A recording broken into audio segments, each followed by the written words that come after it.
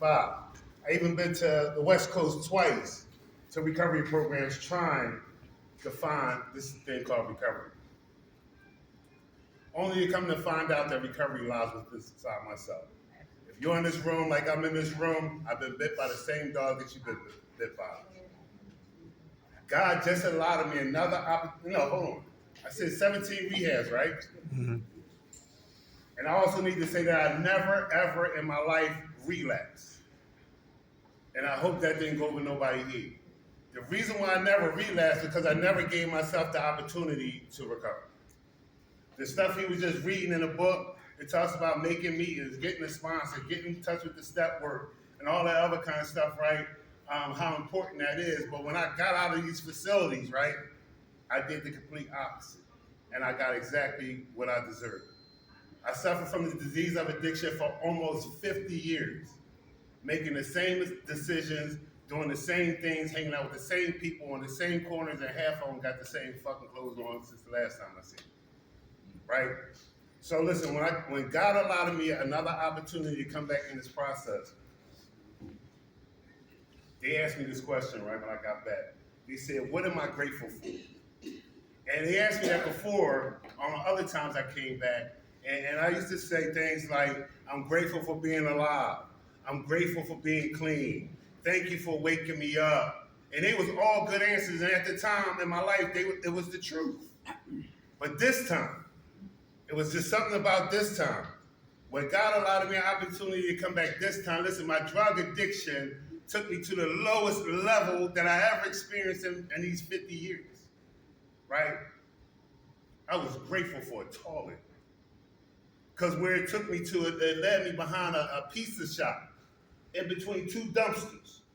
This is where I ate at, slept at, got high at, and I took a shit there many nights. So when God allowed me an opportunity to come back, man, I was grateful to see it all, to be able to use it all. You know, listen, the enemy, which I call the disease of addiction, is trying to dim my light even today. He don't want the light to shine in us. Mm-hmm. And he's going to do anything and everything. I remember when I got back, he was coming at me in my dreams with the drug dreams. And I remember my lips was formed in a position where I was blowing out smoke, didn't feel nothing. And I came in the rooms like this, right, and I talked about them. And it kind of like subsided. Then he was coming at me in all other kind of ways. I can't even go to the neighborhood because the cravings. Couldn't even go see my family because the cravings was too strong. I came in the rooms like this and I started talking about it. That subsided. So the enemy is going to keep coming right at me to dim this light. If he can't get me this way, he's going to come in another way, right? Mm-hmm. Just this morning, I live in a sober house, right? And so part of my family was trying to help me because I ain't working yet. Trying to help me with my rent. They're going to do everything and anything so I won't come back to their house, right?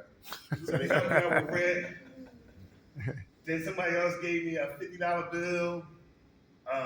Somebody gave me a $5 bill. I came home with $55 last night. Took out my clothes. I put my stuff in. I live in a apartment. So it's three of us that share an apartment, and then there's three of us on the first floor that share an apartment. So I came in, put my stuff on one dresser. I said, well, I normally put it at. I ain't high, so like I know where I put my stuff at, right? Put the cards there, some credit cards there, license and all that, and put my money, a $50 bill and a $5 bill on the dresser. And I wake up this morning, right? And the $50 bill was gone. Now, recovery wasn't the first thing that popped in my mind. I need to say that, right? I wanted to flip the whole crib. And everybody in the crib was going to give me a field until I got this money back. If they didn't want to fight, I was going to punch you in your face until I got my money back. Make you fight. Then someone told me, man, call my support group, man. Call somebody, man. Because I was trying to practice on running my thoughts past other people. Because sometimes I don't make good, conscious decisions, man. Mm-hmm. Right? So I called them. They gave me some help with it. I kind of calmed down. Then I had to look at the part I played. Like, everybody don't deserve my energy, man. Why am I trusting so many people? These people are sick just like I am. Some of them doing something about it, some of them not. So I had to take responsibility of the part that I played in that, right? I shouldn't have had my money out on my own, but it's kind of like I set some cheese to the side, some rats came and they took it, right? So I had to take ownership of that. But the enemy is trying to use whatever it takes to get me out of character. Because he don't want me to shine. Because if I start shining, right, I'm going to help somebody else get to where I'm at, right? Because that's my whole mission. He don't rescue me, and I want to help somebody else get rescued. That might be struggling with some stuff. So anyway, man, let me just share this, right? 78 days ago, I just told you God allowed me an opportunity to come back. 78 days ago, I found myself feeling useless, worthless, no good for nobody. In my mind was telling me that the world would be better off without me. Because I've been making the same decisions for 50 years. My addiction is older than some of the people that's in this room. So 78 days ago, maybe like 3 o'clock in the morning, I went behind my old school for a purpose, for a reason. And behind my school was like a park. And across the street from the park, there was some houses, right? Anybody know about Martin Luther King School? Okay, anyway. So across the street was some houses, all of them was blacked out, no lights, but it's just one house. At the top of the house, there was a light on, and I'm thinking somebody looking out the window, but I kept focusing on that light. I ain't see no head, no shadow of a head looking. So I said, man, fuck that. I'm gonna continue to do what I came up here to do. I remember taking off my jacket. I remember taking one arm of the jacket and tying it around a branch. And I tied the other end around my neck so tight, it was hard for me to breathe. And I put my hands in my pocket. I said, whatever happens, I'm not taking my hands out my pocket. At this time, I was standing on top of the trash can. And just before I got ready to kick the trash can from under me, right? A cop flashed a flashlight in my face. And the cops, the two of them, they walked toward me, they didn't say a word. But one cop grabbed my legs, and the other cop cut the sleeve of my jacket, and they brought me down. They didn't handcuff me, they walked me to their car. Put me in the back of the car, and they drove me to a crisis center. And when I got to the crisis center, man, I felt rescued. I felt like I was about to make the biggest mistake that would cost me my life. I got to the crisis center, man. I got in touch with one thing, man, and it was so strong. It was a connection with a God. And that God spoke in my spirit. He said, he helped me to believe that he could take a nobody and change them into somebody in front of everybody. And he won't ask anybody, not even me. And I'm grateful, because if it had not been for that situation, I probably wouldn't be here now. So I'm grateful for that, and thanks for letting me share that. All right, Mike.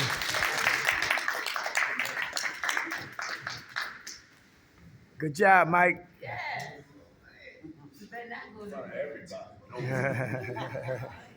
How y'all doing, party people? Hey. Yep, I'm Jim. I'm a vicious addict and alcoholic. Hey, Jim. Yep, and I'm gratefully recovering. Seriously, man, because I was in and out of rehab. I don't really weigh the options.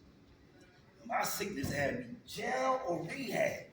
Jail or rehab, because I would experience more freedom in them places than being in the world.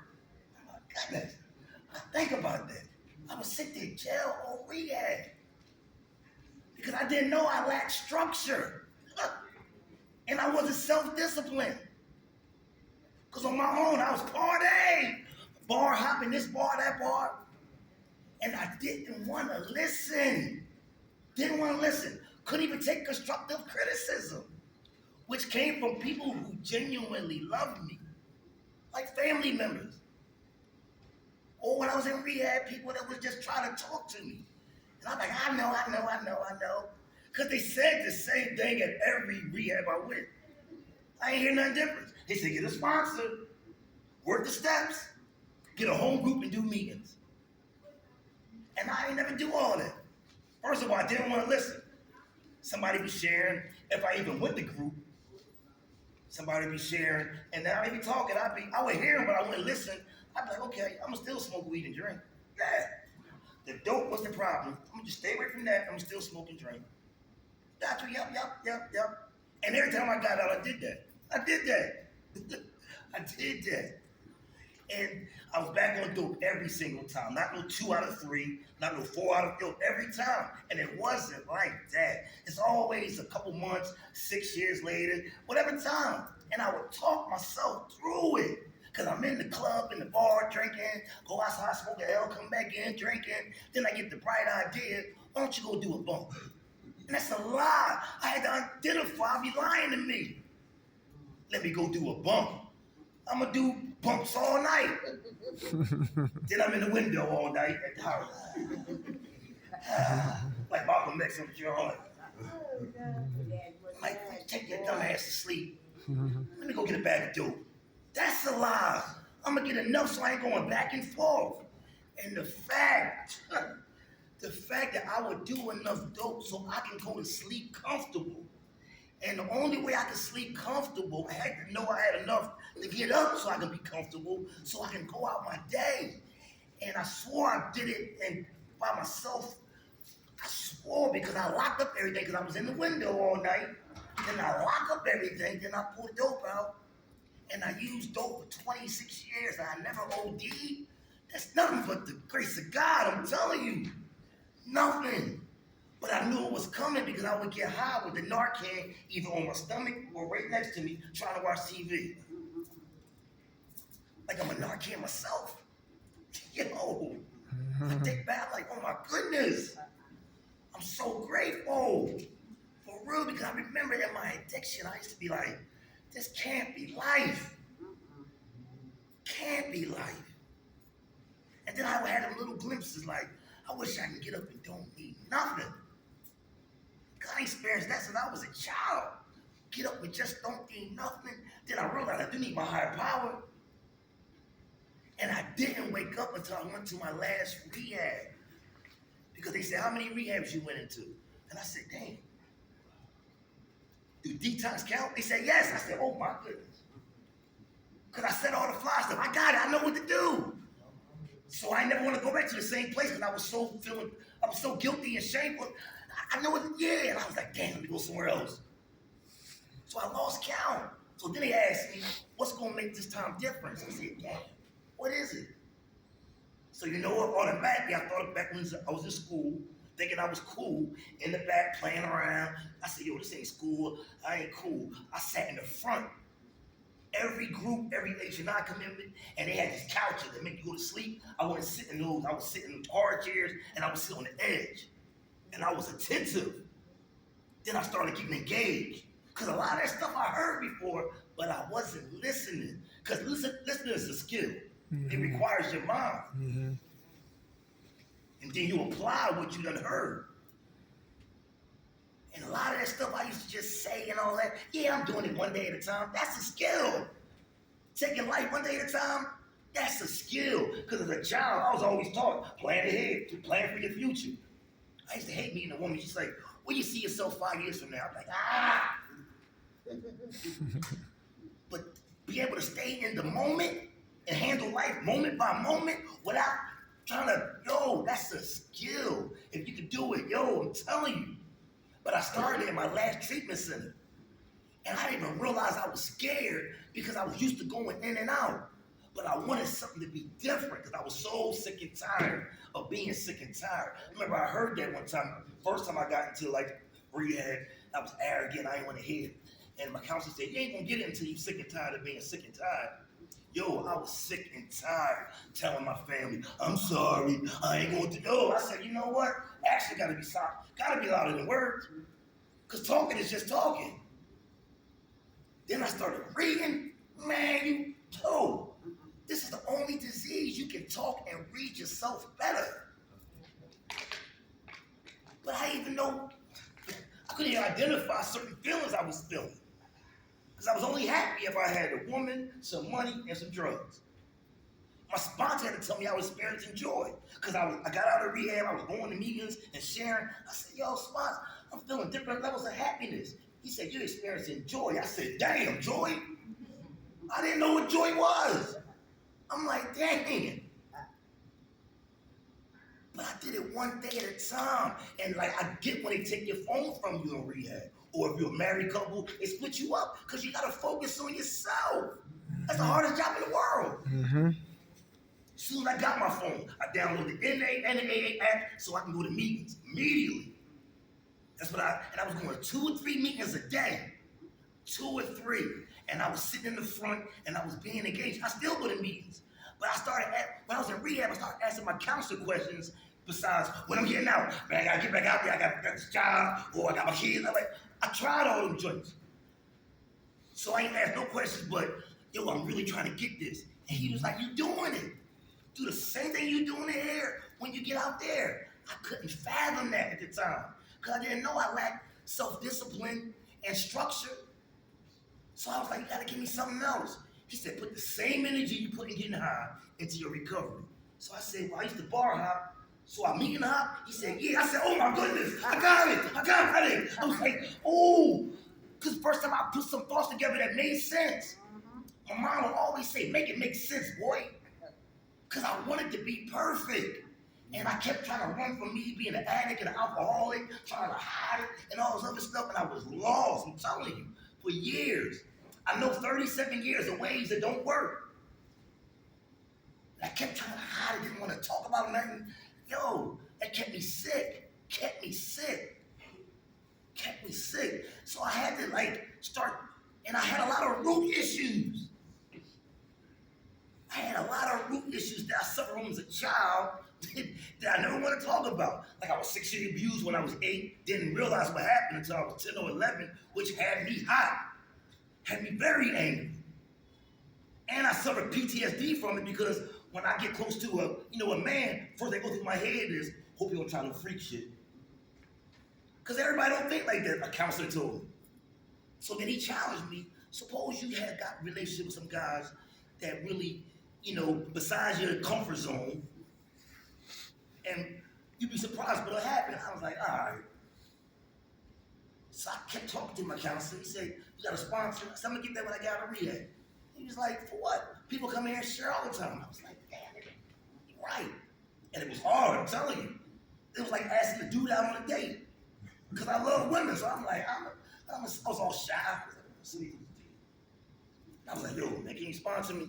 He's like, yeah, call me. I'm like, all right. And I don't like playing the phones, whether in jail or rehab. So I would see the phone, I was like, man, I'm gonna say it. And the phone seemed heavy. So I was like, I just called, I said, yo, man, it's me, Jim, man, yup. I said, exact words, I don't know how to do this shit. He was like, all right, be all right, man. Just call me again. He's like, call me tomorrow. I was like, all right. But I kept calling, and we developed somewhat of a relationship before I got out of rehab. And I was like, oh my goodness. Well, I called him, and I kept calling out of rehab. And then I knew, and I'll never forget my last treatment center. Yo, I'm telling you, all the treatment centers I was at, they will always tell you what to do. Get a sponsor, work the steps. Get a home group, do meetings. This treatment center. It was a counselor, he was there Wednesday, Thursday, Friday. And they was doing step work. It was like Cliff Notes to like step work. And I'm sitting in the group, scared to pass gas because I don't know when to be the wet one, because I'm sitting there dope sick. And they doing step work. And I'm like, my spirit lifted. I never get the feeling. I'm sitting there dope sick, and they start doing step work, and my spirit lifted. I said, damn, you ain't never do that. And I'm sitting there listening, but you had to be engaged with the group because everybody had to read a paragraph. You had to change the we statement into I. And it went around. And I'm sitting there, I'm like, damn, all right. So we gave out the handouts, and then he was only there Wednesday, Thursday, Friday. So the weekend came, the rehab house, that was kind of chaotic. I felt myself sinking. I kept the paperwork, went back into my room over the weekend and started reading it. I'm in the ring like, ooh, yeah. Yo, that step work, man, I'm telling you. Yo, first of all, it was nothing I assumed. But when it came to step work, I was lazy and I procrastinated for years. Lazy, I was unwilling to do. Procrastinate, I would deliberately put it off. Like, I ain't that bad. I ain't homeless yet. I ain't riding the train all day yet. And then it had the word work in it, step work. I ain't get no check. Man, I ain't doing that. But yo, that step work, first of all, gave me a personal relationship with the God, to my understanding. Personal relationship. And I really believe this. It makes me feel like my sponsor is Yoda and I'm Luke Skywalker. Tell me. Because that was the missing piece to my puzzle. The missing piece. And I developed a routine of things that I do that if I do fall short, I don't sit there and hold on to that and just hold on, relive it. I know how to pray and ask for forgiveness and then pay attention and keep it moving. Because my higher power know I ain't perfect. He created me. He just wants me to keep him involved every step of the way. Because of so many times I didn't want to think about no higher power of God. Never forget when I went upstate, I had a dude, old head dude. He was like, what, you got arrested or rescued? I was proud of it. Man, I got arrested. Man, I was getting rescued. That's why I would sit there and weigh the option, jail or rehab. Every time I got locked up or I went into rehab, it was always, every time. And for some reason, when I go to jail, I don't go through much of a detox. I thank God for that. But yo, I'm so grateful because I finally did the work. And I used to do the program for selfish reasons. I'm gonna get clean, then I'm gonna go live a normal life. No, you're supposed to go through the steps. Be involved in the meetings and share and all that, because somebody gonna ask you to sponsor them. And you wanna sponsor them the right way. Because you've been through the steps. You can relate, you can identify. Yo, I love this program, man. This thing changed my life, literally. I wake up on the side of the bed, I'd be like, I'll be a monkey's uncle. This thing worked. And the last thing my counselor told me, he said, all you gotta do is just remember how. I said, what? He said, remember how. Be honest, open-minded, and be willing. Yo, I do that in everything I do.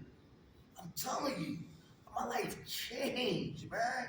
Really have. And I'll be like, damn. Like, this thing really do work. And I go to meetings so much because you'd be surprised. And I'm always hearing the relapse anthem. Always hearing the same joint. I stopped going to meetings and I stopped praying. Because people are going to pass away. We all got a date to die. But the two most important dates in the world is the date that you're born and the date you find your purpose. Say that again. The two most important dates in the world, the date that you're born and the date you find your purpose. Mm-hmm. I found my purpose, man, it's to help other addicts. Well, people suffering, yo, that's what we're here for. Because I knew isolation wasn't good because I should show borders. You see what I'm saying? That wasn't good. But we are here to help one another. You're all my ninjas because we in spiritual warfare. You put the drugs down, you just clean and crazy. Mm-hmm. You're doing recovery when you're doing some step work. Mm-hmm. Now you're delivered. When you're walking down the street, somebody offers you some drugs, some alcohol, you can just keep it moving and don't look back. Mm-hmm. That's what I'm chasing. Thanks for allowing me to share that. All right. Good job, Jim. Jim, how much time you got clean? 193 days. Hey, all right. Yeah, all right. Good afternoon, everybody. DeAndre, I'm definitely at. Hey, DeAndre. Definitely me. First and foremost, I always want to give thanks to God for the day afforded us all. Thank you to the gentleman before us. We're going to jump right into, we're going to tie into what my man Mike was talking about and what Jim was talking about. We're talking about surrender today. Yes, We're sir. going to talk about sacrifice. We're going to talk about the struggle. We're going to talk about the stress. And then we're going to talk about the success that comes with it when we get through these 4 things. They're my 5 S's. They're the priority into why we get clean, stay clean, and do what we have to do on a day-to-day basis, life on life terms. Okay? Like I said, the first one, surrender. And I love crowd participation because it makes what we do really, really important, man, because it's about you guys. So surrender. That's a piece that everybody has an issue with. I don't want to surrender because I don't want to be vulnerable. I don't want to show that I got weakness. I don't want to throw the white towel in. I want to keep fighting. But my fights are most of the time in the opposite direction. I'm not fighting for my life. I'm fighting to kill myself most of the time. You know what I mean? So I had to change that surrender around and throw in the towel. Because sometimes that surrender is helpful for me. Because every day I have to surrender. Every second, every minute, every hour, every day, every week, every month, every year, around the clock until I die. That's for me. And I hope that someone can relate because I don't do nobody else's inventory but my own. But I hope when I'm doing my inventory, someone can definitely relate. Surrender. Cease the resistance to our opponent to give up completely. Who struggles with giving up completely? Who's still straddling the fence? Who still don't want to throw the towel in? Yes, sir. No, I was just saying that you asked me who's still struggling. Mike. HIPAA. Still struggling at times. Okay. So how much time you got? And I just got this for the day. All right. All right. You said I had one? Yeah, Yeah, go ahead, my man. yeah, surrender, right? Who are you? Yeah, I'm Marvin, right? Hey. I don't want to surrender to everything. I Mm. mean, I pick and choose what I want to surrender to, right? But I surrender to drugs. And there's other areas in which I have to surrender to. I have to surrender to my financial situation as well. You know what I mean? I find myself substituting one for the other. I ain't doing drugs. I find myself caught up in materialistic things, you know what I mean, to fill that void. You know what I mean? And sometimes that can be just as painful as using drugs. I go out and buy $200 pair of sneakers, you know what I mean, $300 watch, you know what I mean, and all that stuff, man, because my whole mindset was, if I spend all my money, I ain't got no money to use drugs. You know what I mean? Then I'm broke. Been there. You know what I mean? Now I'm feeling empty and dissatisfied, you know what I mean, with myself because I don't have no balance. You know what I mean? So there's other areas I'm learning how to surrender to. You know what I mean? It's a process. Yes. It's a process. But one of the things that my man shared about this, about the how, the ICO minded willingness, you know what I mean? I just have to find the willingness to surrender the areas that I know is becoming painful to me. You know what I mean? I'm struggling too. You know what I mean? The whole process in itself, you know what I mean? Without no struggle, there's no reward. All right. Amen. So I'm learning, you know what I mean? I'm trying to go do something different next month. I ain't buying that. You know. Big. On my bank account, some money, because I want to go on a cruise my 65th birthday.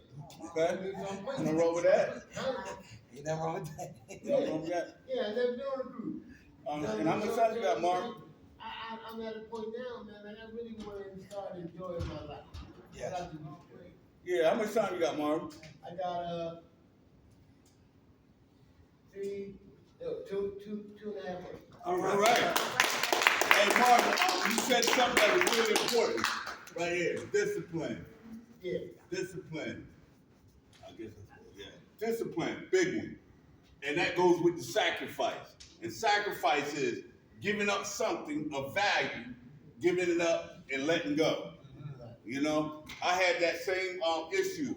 I felt like every time that I had money, I needed to spend all of it because I didn't want to get high. But see, I had to learn and allow some people to teach me, educate me that it's okay. You know, it's okay to save your money. It's okay to change the way you were thinking, change some behaviors. See, behaviors is the biggest part. Because once the drugs is gone, Now why am I still acting out? Or why am I still blowing all my money? The behavior, because I don't want to, I'm entertaining those thoughts of not wanting to use, but if I ain't got the money, I won't. But you gotta find that, as you said, balance. And balance is a key component in this thing, because we'll put everything on one side, and then we got an imbalance, and next thing we're overwhelming ourselves. So balance, behavior, and discipline, along with sacrifice. The next one is going to be the one that probably none of us want to deal with, because struggle is the part where, hey, I don't like the struggle. You know, I want it handed to me. I got a brother who called me a couple days ago. Hey, bro, I need you to send me some money. He's in a whole different state. You know, I need money. If you send me this, I'll make sure I'll get it back to you when I can. No. See, no one wants to struggle. If it's handed to me, then that's the least chance I have to struggle, as long as I can keep calling. Same thing with the disease. I used to fall prey to my disease because every time that thought would hit me, I didn't want to work through it. I didn't want to pick up the phone. I didn't want to reach out to nobody. I just felt it easier to just pick up, use, and then be in a whole different situation. Next thing you know, I'm sleeping on a bench. I'm eating out of the trash can. I'm like my man Mike. I'm going to the bathroom between dumpsters, or hell, half the time finding a tree. You know, waking up with the animals around me, like I'm in the forest or something. Hey, it was ridiculous. So I had to learn how to struggle, because without struggle, you know, where is the success? And success is going to be the last one we talk about. The next one is stress. Who wants to feel stress? Nobody. A state of worry caused by difficult situations. We wake up in the morning, there's nothing guaranteed that the day is going to run smoothly. You know what I'm saying?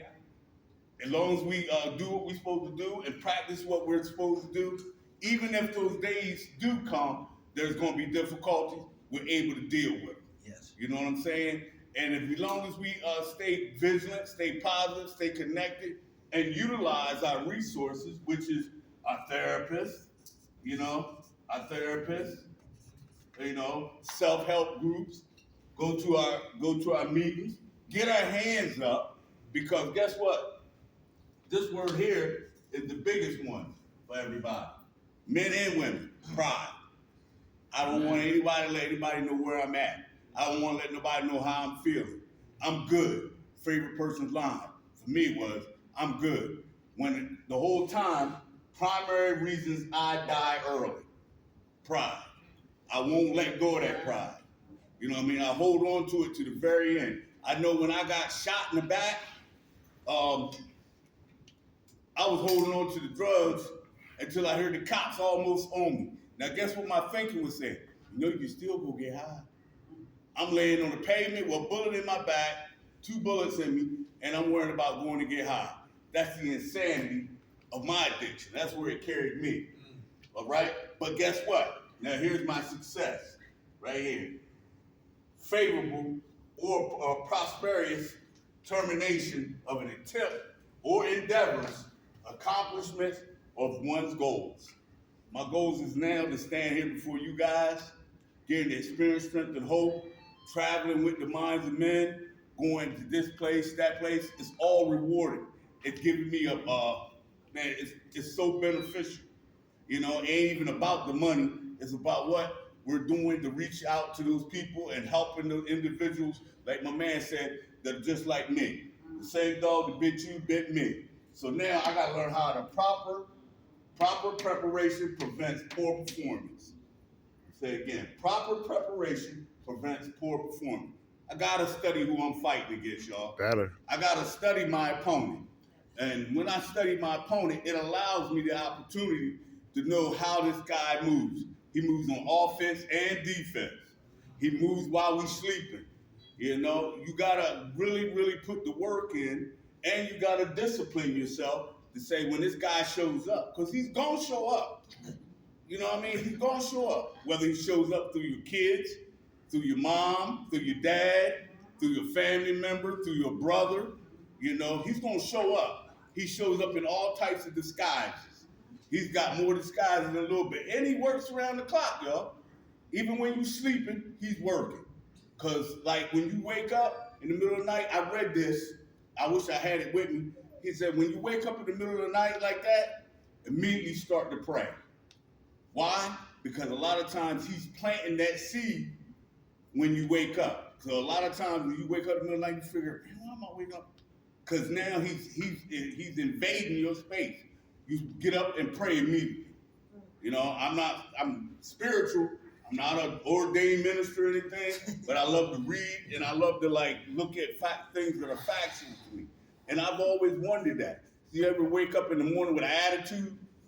I've learned to put music in my ear, or I learned to put powerful meditations in my ear while I sleep.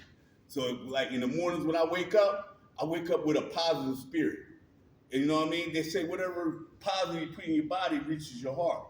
And then when it reaches your heart, your spirit changes. So I've learned to change my spirit in this. So study your opponent, ladies and gentlemen.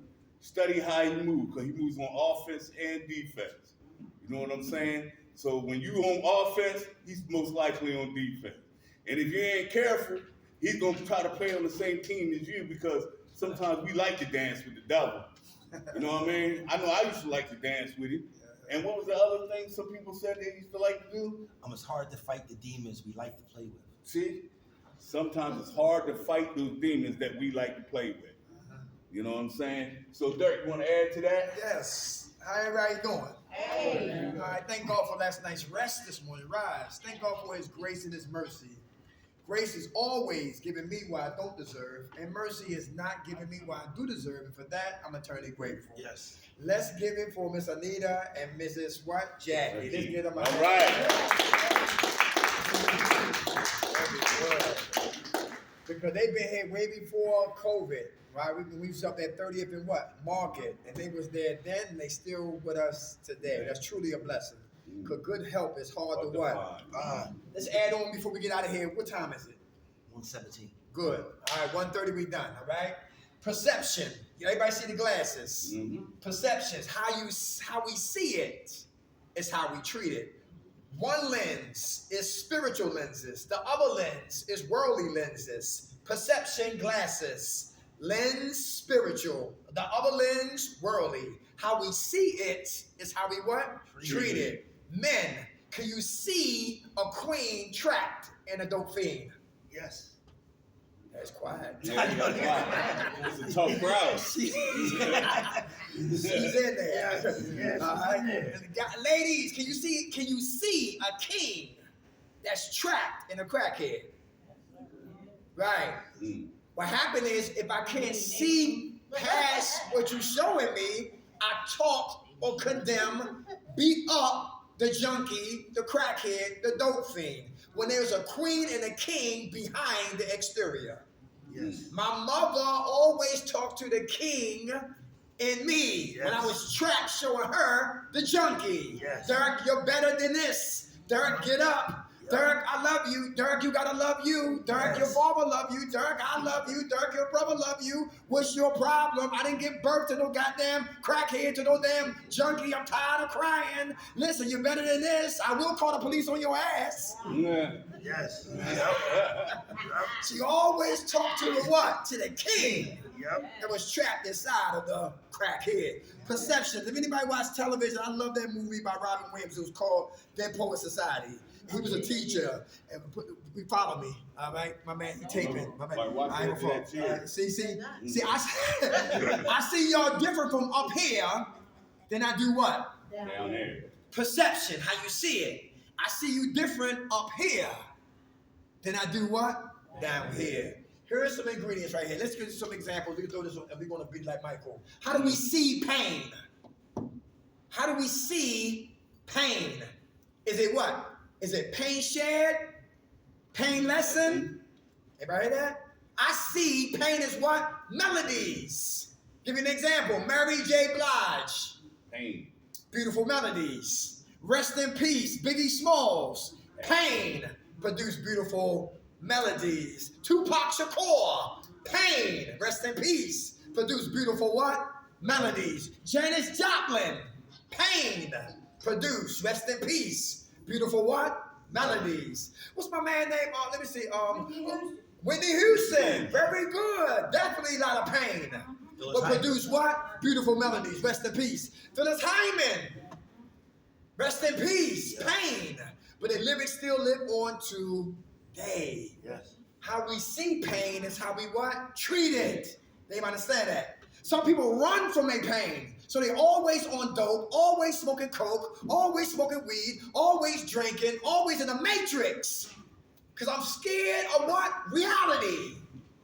No pain, no gain. Do y'all believe that? Pain impregnates our purpose, which give birth the power. Let me say that again. Pain impregnates my purpose, Yes. which give birth the power. And we never know how much power is in us, and we always running from pain.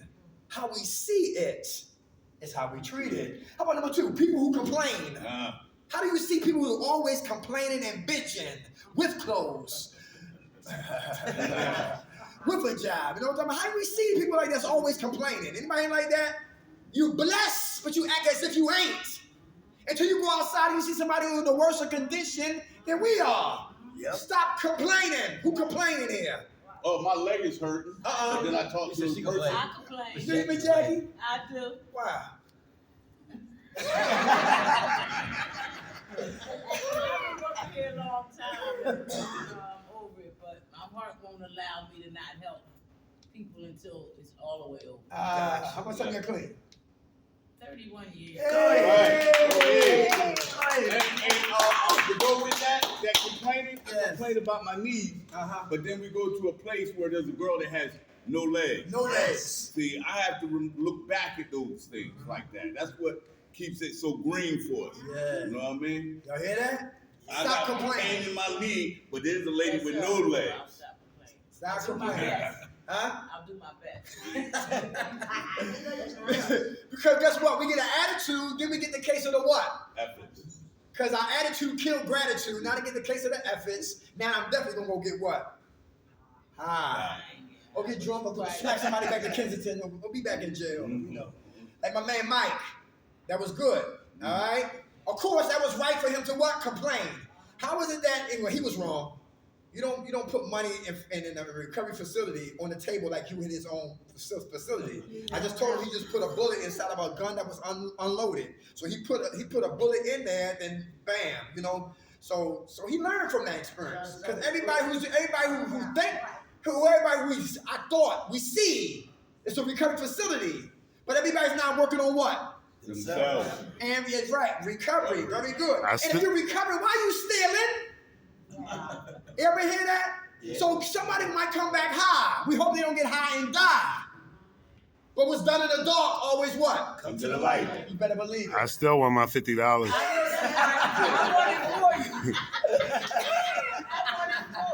People, how do we see people who give? People who are friendly, people who are nice. How do you see them? They up to something? They want something? How do you see that? People who give from the heart. But if we come from what? On the streets. If you give me it's with interest. If you give me your long shark later. You don't just do nice things for people because you want something in what? Return. Man, you just suck. Everybody hear that? And a lot of times we miss our blessings because we think people who are here to help us is a motive. It's a wicked motive. Everybody understand that? Yes. So how do you see people who's here who intentionally come into what really help us? Is it an alternative motives or is a righteous motive? Because everything is a motive. All right? When we come here, it's not come for what? To show off or brag. We come in to sincerely help and receive help. Because I got 16 years clean, but all I got is what? Today. Right. So y'all help us stay clean. Yes. Hey, how do you see people who are always angry? How do we see people that's always angry? People, what you say? Asshole. You angry all the time. Always angry. Who know anger is a second emotion? Yes. Absolutely. Y'all know that? We just not angry for no reason. It's a reason why we angry. Who mad at their mother? Some people mad at their moms. Who's mad with their dad? Who mad at their pops? Who mad at themselves for bad decision making? I've been there. Yep. Who get mad at what? They higher power. I've been there. Because God didn't help, then God didn't intervene, and God let it happen, and God, I'm mad at you. How dare you? How could you? And I'm mad at my higher power. See, back then I was ignorant. Ignorant means not to know. Now I do know. Everything happens for what? Reason. Karma is real. Is that true? Absolutely. Watch the seeds we plant today, because it will produce the harvest tomorrow. People that are angry is a reason why they what? Angry. Who suppress their anger then explode later? Is that dangerous? Yes. Y'all working on that? Very Yeah. Who's passive aggressive? Is that dangerous? All right. You got one for him. Who plays the victim all the time? Oh, good one. Anybody play the victim? Anybody play the victim? I got a hand. How you? Okay. Okay. That's right. So yes, I can sometimes. Okay. You working on that? Yes, I am. I have therapy. I talk to my mother, which is like a reputation of me just older, and I just look at her like, oh, I don't want to do that. I don't want to be that. But she goes to therapy, so she's a little bit better than me, and I'm very proud of her. Yeah, very good. I never thought this would happen. Two of y'all in therapy. I That's figured big. she's set in her ways and that she Yeah. changes. And I'm like, where did this woman come from? Oh my God. Anybody hear that? She's like the best grandmother because she was an asshole. How much time you got clean now? I have over a year and a half. Okay. All right. How do we see money? Mm. Money, an opportunity to get high. How do we see money? Opportunity to save. Mm. How do we see money? Opportunity to what? To spend or to invest. To buy some new sneakers or get an NATEX. Get a pack of Newports or some what? Some Nikes. Hair weave or take your child and go get what? To the library. How do we see money? Anybody know what I'm talking about? That's big. Who's reckless when it comes to money? Anybody reckless? Money management. Who need help with money management? To thyself be what? True. Very good. All I right. can buy Me and whatever my. I want. What you say, I Deanna? buy whatever I want as long as I'm not getting high. I justify that. My man said it too. Yeah. He'll spend everything. So there's no reason to get high. But guess what? I'll be the type of one to take everything back. Yeah. Because I want pop tags. Who's that person that takes stuff back to the store? Yeah, right? It's a way. Go to the pawn shop with all this jewelry. Listen, look at right. Just to keep me on a plantation of what? Active using. Hey, how do we see people who relapse? Do you talk about them? Do you judge them? Do you beat them up? I knew he'd get high. He always running his mouth, always joking, never reading, never in the meeting. Always bigger, a fault finder. Always gossiping more than a woman. His lips is like Fox News, CNN News. Always running his goddamn mouth. I knew it. He'll get high. You know what I'm talking about? Or, for the grace of God, there go who? There go high. There go high. So don't talk about them. Pray for them. Yes. Anybody hear that? Easy said than what? Done. Especially the one the person that you don't like. Anybody hear somebody you didn't like and they got high, you celebrated? Mm. That was me. Or how many guys? I said, you wanted that girl, but we couldn't get no cookies from her. I said, I hope she relapse. Nobody never said that. You know, girl. Because of what one said. I'm telling you, because forgive me, God, I'm sorry. But it has been women that I have scored with, got busy with because she got high. The woman who didn't want me when she was sober wanted me when she got high. Anybody catch that? Well, Yeah, for real. For the grace of God, listen, there go I. All right, how do we see? How about fear? Uh-oh, that's a big one. What time we at? What time? What's the time? 129. Good. Damn. Hey, this will take us into the finish line. Fear. How do we see fear? Some people see fear as face everything in what? Right. Recover. Or after everything in what? Right. Or false evidence appearing what? Real. Fear. How do we see it? It's how we what? Treat it. Who fears success? So we self-sabotage. Anybody? You working on that, sis? Yeah. What's your name? Carry on. All right. Why you self-sabotage success? I don't know. Maybe without hearing. Okay. Mm. You getting better with it? Of course. Very good. How do you see success? What's success for you? Because it's different for everybody. Yes. Getting my GED, graduating, have my own house, the job, the baby, things like that. Awesome. Okay. How much time you got clean now? 22 months. Hey. All right. Hey, Jerry, I can relate to that. My worth. I had to look at my self-worth. Yes. See, a lot of times I didn't think I was deserving of that. So I sabotage it because I'm so used to sabotaging. I'm used to being at the bottom. So when something good happens, I'm not accustomed to it. So I'm used to like working, losing everything. So that's what kept me from not really embracing my success. Stop smoking weed, back to smoking weed. Not shooting dope, back to shooting dope. I used to be a perkite, now I'm what? Now I'm a Xandiite. Stop drinking, back to drinking. Out of jail, back in prison. Have my mind, lose my mind. Have my woman, lose my woman. Have your man, lose your man. Rip our kids away from our kids. Have a good job. Find a way to kill the job that God gave me. I always kill what I'm trying to build. Because I fear what? Success. Who fear what? Failure. Give me your march. Get set. We don't go. So who playing what? Safe.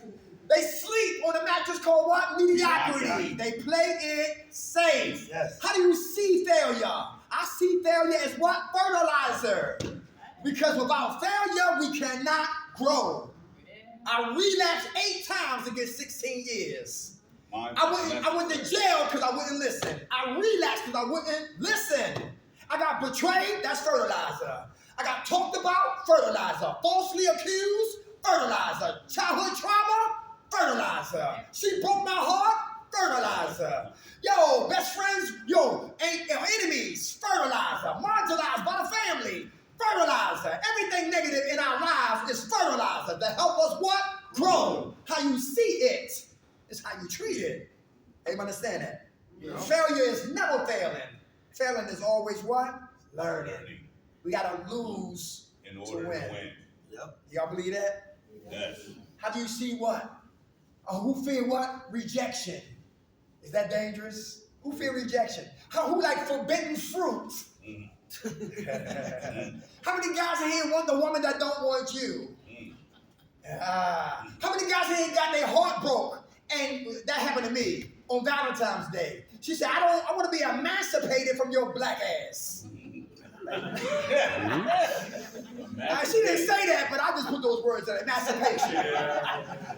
And I was going to listen, and I was in Norristown, because we just came from Eagleville. That's 13 stops to what? 69th Street.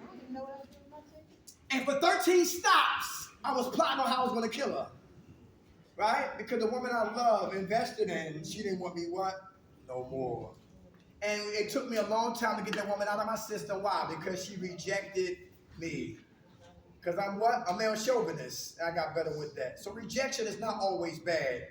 Rejection sometimes is sometimes what? It's good. All right? That door that closed on for a reason. A better one with what? Open. Listen. Last one, y'all. How do we see love? How do you see love? How do you see self-love? Anybody? Well, who heard that word, I love you, and got scared or got angry? Because somebody told me they love me, but they hurt me. Anybody? Anybody still traumatized over that word love? Those 4 letters called what? Love. Brother man, you want to speak on that? Before we gonna shut it down. I know y'all gotta do a raffle. That's something we're gonna do for our Women's Day Conference too. That's good. What'd you say, brother? Okay, it's all right. You working on it? What's your name? Hey, Chris. How much time you got clean? I'm in the program, so. He's a case man. Oh, you can't. Oh, okay, my man. All right, brother. Go play. Let's give it to Chris, y'all. Okay. Chris, we all need work. Hey, ladies, Mother's Day is next month. Yes. We having our pre-Mother's Day conference May the 8th. That's a Wednesday. Do y'all know about North Philadelphia? Do y'all heard about the AFCOM Center? Yeah. All right? So guys can come. We ain't gonna turn guys away if they do show up. Yes. But it's a pre-Mother's Day conference. Men talking to women about men. Y'all hear that, ladies? Men talking to women about men. We're gonna have a nice time. We're gonna feed y'all. Everything's gonna be free.